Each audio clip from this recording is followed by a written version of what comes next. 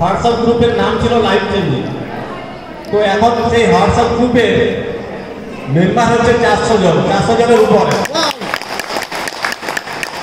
আমি জীবনে লক্ষ লক্ষ টাকা ইনকাম করেছি, কিন্তু এই টাকা ইনকামের সঙ্গে যে সম্মান পরিচিতি এই ইএলএস থেকে পেলাম, এটা নীতি স্যারের জন্য অসংখ্য ধন্যবাদ।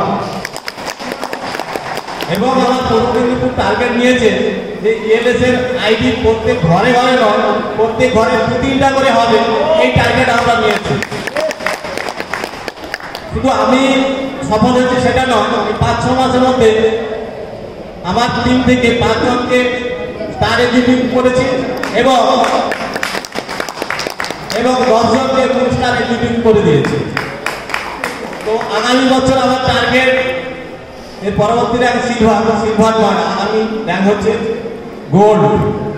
এইটা আপনাদের আশীর্বাদে আমি করতে চাই।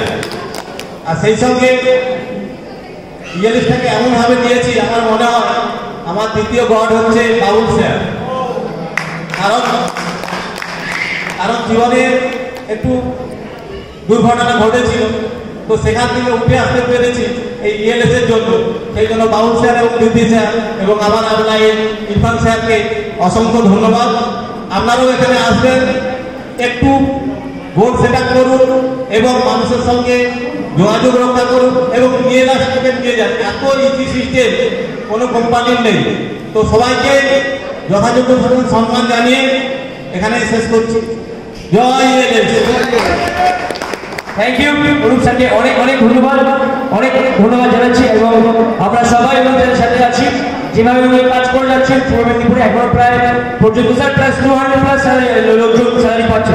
Excuse me sir, Anup sir 200+ লোক স্যালারি পাচ্ছে না 150+ লোক এখনো পর্যন্ত অনুপ স্যারের তত্ত্বাবধানে এবং ওখানকার যে লিডার রয়েছে তপন কুমার মাইতি, পূর্ণচন্দ্র, আর অনেকেই রয়েছে, সবারটা আমার খেয়াল আছে না।